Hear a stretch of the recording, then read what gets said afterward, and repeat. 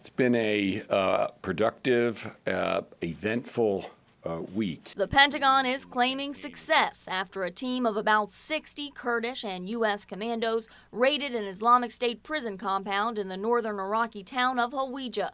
70 hostages were saved and flown to Erbil. We have now heard from rescued hostages. They expected to be executed that day after morning prayers. Their graves had already been prepared.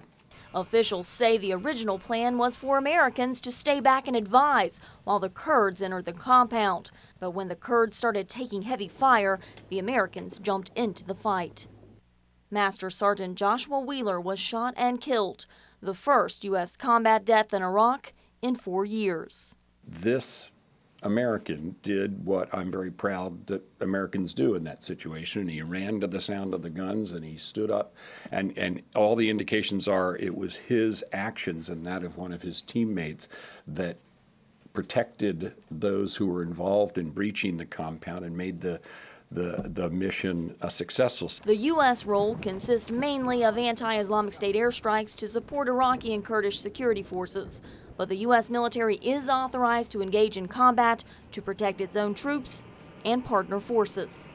The administration says that's not enough to constitute a, quote, combat role in Iraq, but the president knows it is a potentially perilous job. He absolutely made clear that these men and women were going to be serving in a dangerous place, that they do, as you point out, put their lives on the line.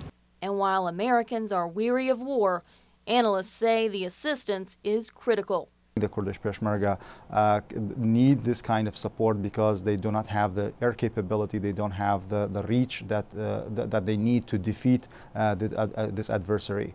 The U.S. has pledged to destroy the Islamic State in a campaign that could take years. That means more raids and more potential for casualties. Carla Babb, VOA News, the Pentagon.